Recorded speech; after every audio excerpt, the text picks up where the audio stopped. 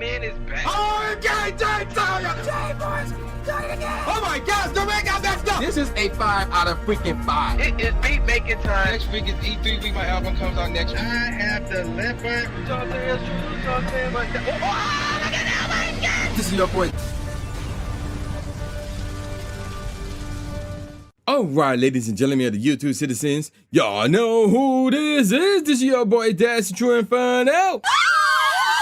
Back at it with another Call of Duty Black Ops 6 commentary video gameplay for you guys. And it's another video I'm talking about LeBron.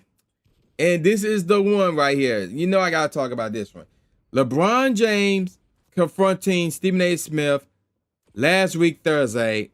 Wow, not before a home game against the Knicks. Not after a home game against the Knicks, but pretty much in the middle of a home game against the Knicks. Yes, so it was the end of the third quarter going into the fourth quarter where LeBron literally left the timeout session with his team and he walked over to Stephen A. Smith, who was courtside and near the Lakers bench because his agent representatives got him courtside seats there and confronted him. Now, what did LeBron say? Well, there is a clip of LeBron confronting Stephen A. Smith. Now, based on what people were saying or what people saw trying to read his lips, LeBron said the following, apparently. Again, this is according to lip readers, rather. LeBron said the following, and it did look like it, but LeBron said the following. I'm going to tell you one time, bro. Keep my son out of this shit, bro. That was what LeBron apparently said to Stephen A. Again, that based on if you are good at reading lips, and he did say bro twice, so that is more than likely accurate. Now, before we move on with what happened 2 days prior, let's talk about what was LeBron referencing here when he was telling Stephen A. to keep his son out of this shit, bro. What was LeBron referencing? So we gotta go all the way back to January the 9th this year. And by the way, when LeBron confronted Stephen A., by the way, this was on March the 6th. So we talk about over a month ago when Stephen A. Smith was on ESPN First Take, and there was a segment about JJ Redick talking about Bronny James, about how he got in the game as, you know, they lost to Philly, like not that day of, but the day prior, whatever the case may be. Bronny James played in that game, and it wasn't like garbage time. He got 15 minutes in that game, and this dude scored 0 points, and he went 0 for 5 as the Lakers lost to the 76ers. And let me see if I can find that actual 4-game stats for Bronny James. So, because that's actually crazy. That's actually crazy. Yeah, it was January 28th. So the day before Stephen A. appeared on First Take and said what he said in regards to LeBron and Bronny. So, yeah, I found the game. Let me find the team stats, I guess. The team stats. Or better yet, can we go by box score? Would be better, actually. So, off the bench was Bronny James. He got 15 minutes off the bench. Again, he went 0 for 5 from the field, 0 for 3 from 3. He didn't get to the free throw line. No offensive rebounds. He did get 3 defensive rebounds. He did get an assist and a block. He did turn the ball over 3 times, and he did commit 1 foul. And that's it. As the Lakers lost on the road, by the way, to Philly, 118-104. And this was a game where, by the way, Embiid did not play. Andre Drummond didn't play because he had a left toe injury. And looked like Paul George didn't play either. And yet, the Lakers still lost that game, which is crazy. Tyrese Maxey, though, he went off, though, with 43 points. So, obviously, Tyreek went off on Bronny James, assuming that they spent a amount of minutes on the court together playing against each other. I'm assuming that's what happened there, because, like, that's crazy. That's really, really crazy. And the fact that nobody on Philly scored more than 21 points outside of Tyrese is also crazy. So, pretty interesting stuff if I do say so myself. Now, Here's what Stephen A. said. And actually, no, we're not even going to talk about what Stephen A. said. So I brought you guys the game, and then JJ talked about something. Oh, yeah, Bronny, he played good in the G League, and he played good at the state ready games, and that was it. And it's like, bro, are you serious? Are you serious right now? So let's talk about the confrontation. So based on what I saw, based on what happened on March the 6th, I was like, if there was an award for worst father of the year, LeBron would get that. Obviously, we got all of March and then the rest of the year, but right off the bat, LeBron James is the leading frontrunner for worst father of the year. You heard me right. I said it. Why did I say that? Because let me get this straight.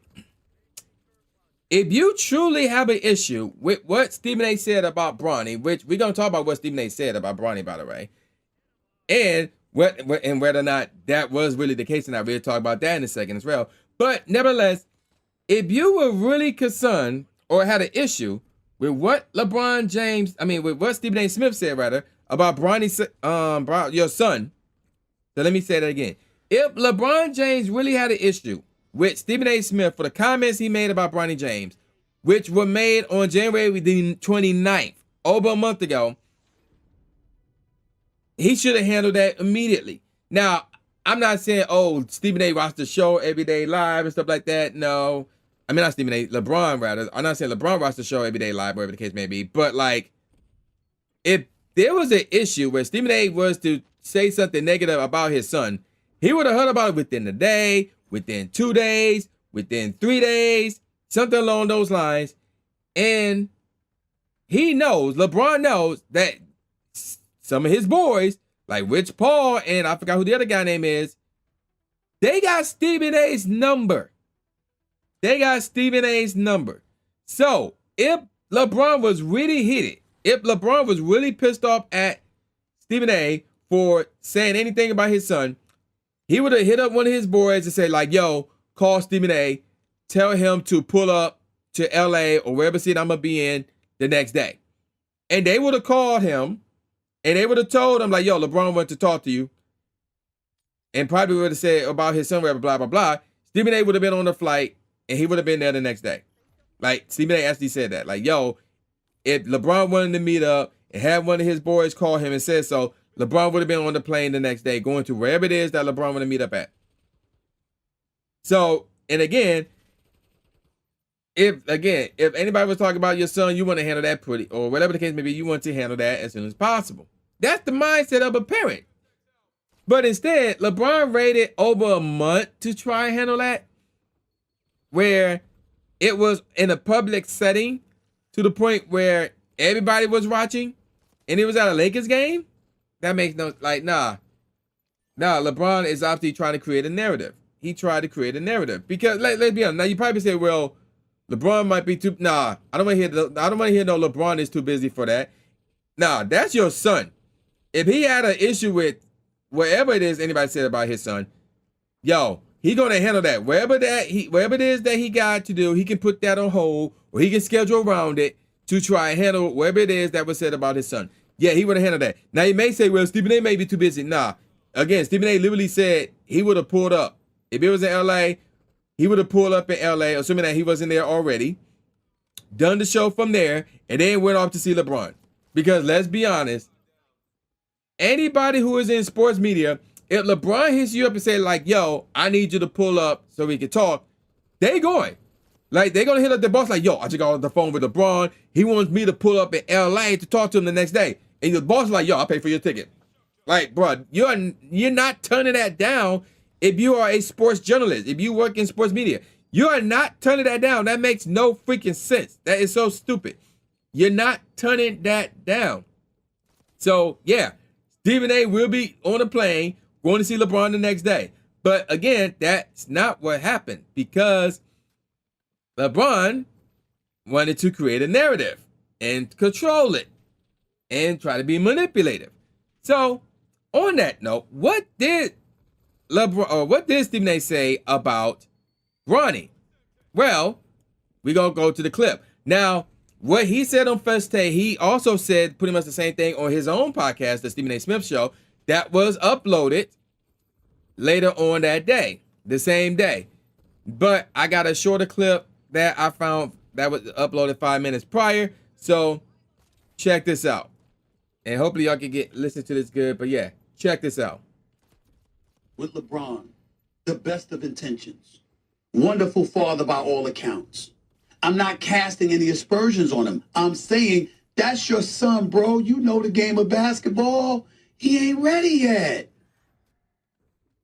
Why put him in that position? You had your moment being on the court with him. Now that kid's got to go earn his stripes, which I believe he will do. Watching him in the G League. You can't do this. Can't continue to let us see what we've been seeing. And I'm wrong. I'm questioning him as a father because I'm saying, yo, wrap your arms around him and say not now, not just yet. That's questioning somebody's fatherhood. So that was pretty much what was said on First Take. And that was definitely what was said on his show. So let me give you guys the picture real quick. Now, obviously, again, over a month has passed since then. And here are Bronny James' stats while he was on the Lakers. He's averaging 1.4 points per game, 0.4 rebounds, 0.4 assists, and played 4.2 minutes per game. And he's averaging, since people want to shoot threes, he averaging 0.2 3-pointers made and averaging 20% from the three-point line, averaging 25.8% from the field. And yeah, there you go. I already gave you the stats from that game against Philly, which led to this. So, are y'all trying to say that Bronny's good? Are y'all seriously trying to say Bronny good? Now at one point in time, this wasn't Bronny putting in the game during garbage time. Bronny was playing in the first quarter. He played in the first quarter in that game against Philly. Like, he was getting some decent playing time until that topic came up on First Take, and then I want to say his numbers and his role on the team went down, and rightfully so, because the team, especially when they got Luka, they started winning. So it's like, prior to that, what do you think was going on here? You thought Bronny was playing really, really good or something? Like, no, he wasn't. And am I saying that Bronny's trash? No. I mean, others may say that, but we can just say Bronny ain't ready.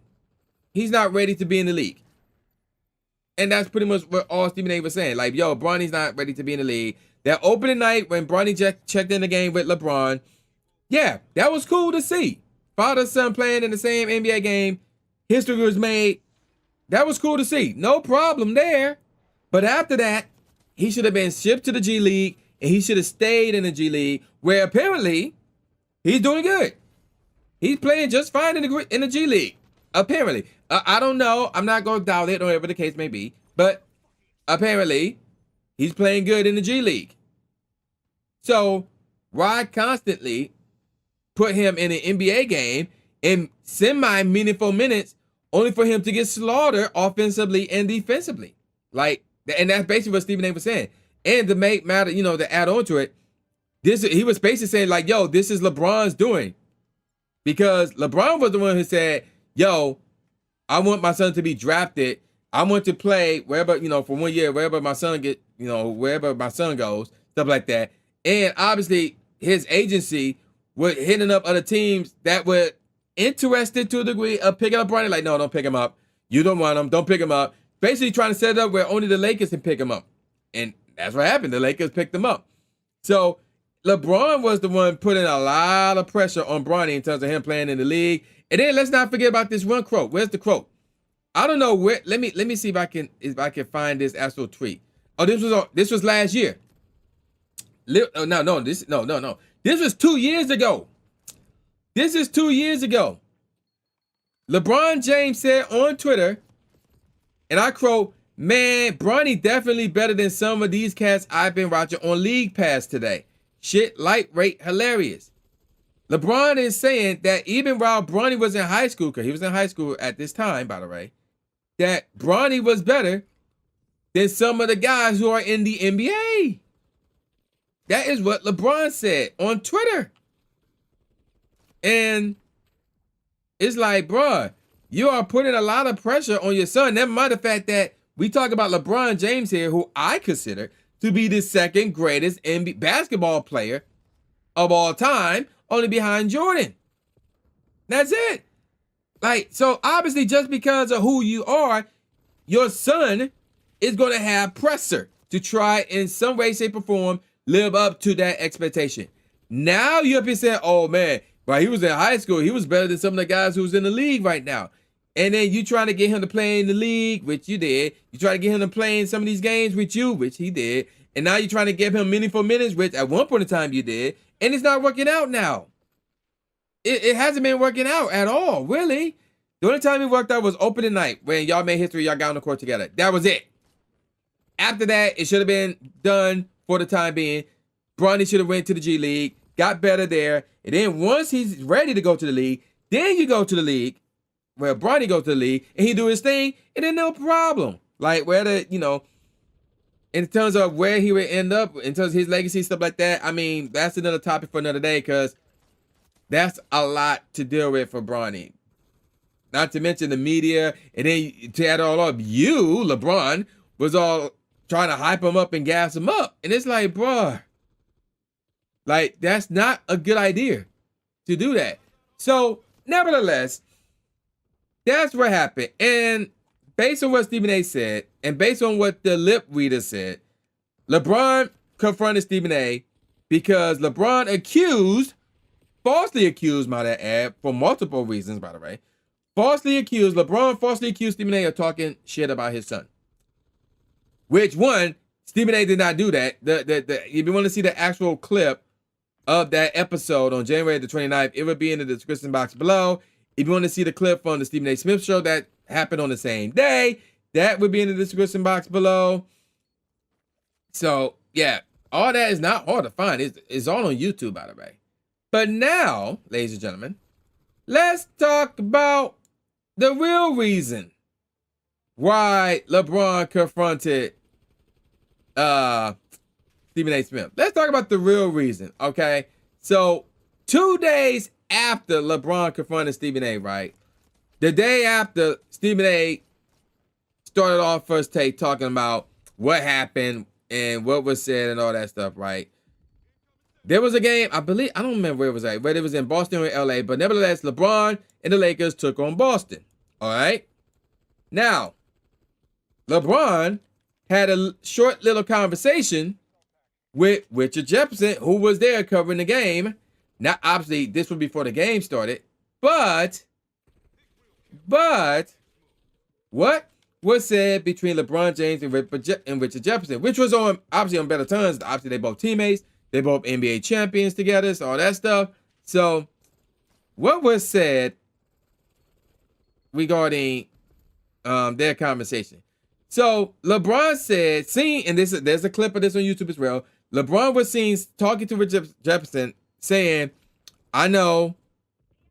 And then he said, right. So he said right 4 straight times. And then he said, that's the only thing I'm tripping. I don't give a fuck. When he's talking about, I'm pleading to you as a father, I can't. Again, referencing the First Take episode, January 29th, where Stephen A said, I'm pleading to you as a father. Please do not put Bronny, in NBA games. Don't give him meaningful minutes because he's not ready. Yeah. So, instead of the conversation that LeBron, or the confrontation that LeBron had with Stephen A being about Bronny, which was never the case because, again, Stephen A didn't say anything bad about Bronny. But to make matters worse, LeBron was really confronting Stephen A because of the fact that Stephen A was really talking about LeBron. So LeBron, not only did he lie, but he manipulated the general public and created a narrative to try to get us to think, oh, LeBron's sticking up for the son. But no, that's not what he was doing. He was trying to create a narrative to try to put Stephen A on a bad picture, on a bad light. And it kind of worked because you got idiots like Draymond Green not talking to him, apparently because of that. You got idiots like Kevin Love tweeting to Stephen A about the situation. And it kind of worked. And then people actually ran with it like, oh, LeBron put Stephen A on check for talking about his son. Like, it worked. And people fell for that shit. And I'm like, I didn't fall for it. Before I saw I didn't even know about the Richard Jefferson conversation until March the 11th. I didn't even know about it until March 11th. And this joint happened on March the 8th. And even without that, I didn't fall for that. I knew he was creating a narrative because I'm like, why would you wait over a month to confront somebody who said something bad about your son? That makes no sense. You should have handled that immediately or close to immediately. Not over a damn month after it was said. And again, what Stephen A said, he wasn't dissing Bronny. He was saying like, yo, Bronny should stay in the D-League, or the G-League rather, develop, get better, and then make his reign to the league, and he can do his thing. That's what Stephen A said. Because, and then he reiterated Bronny's numbers at the time. He averaged less than 1 point per game at that point. Now he averaging 1.4. Woo, what a turnaround. I mean, the numbers and the evidence on film doesn't lie in regards to what Stephen A was saying. Like, yo, Bronny is not ready. Like, if you want to say Bronny's trash, okay, whatever, so be it. I'm not going to go that far. I'm just going to say he's not ready. That's all I'm saying. He's not ready. But getting back to this conversation, again, this doesn't change the fact that LeBron lied, manipulated, and controlled and changed the narrative, which he had a history of doing, by the way.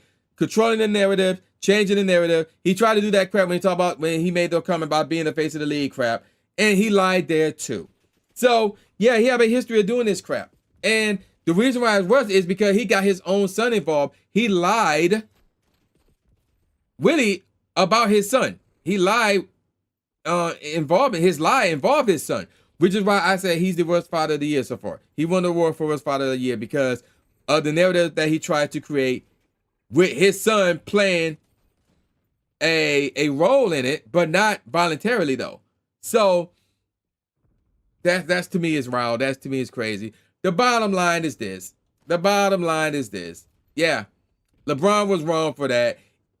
He shouldn't have confronted Stephen A.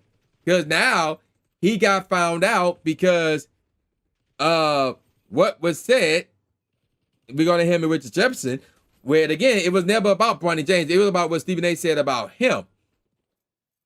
And LeBron took it the wrong way, and he used it as an opportunity to create this narrative where he would try to mess up Stephen A. And this has happened. And then, by the way, the day where LeBron confronted Stephen A, that's the same day Stephen A signed that contract with ESPN. So he signed an extension with ESPN. So, yeah, obviously LeBron got hold of it, and he wanted to create this narrative to try and make Stephen A look bad. I mean, the evidence is all there. So, yeah. And yeah, LeBron was just straight up wrong for that.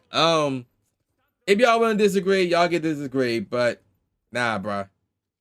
Like, that's blasphemous to me, no pun intended. That's straight up crazy right there. So again, once again, LeBron James being a manipulative, liar, and basically trying to start shit. That's basically what happened here.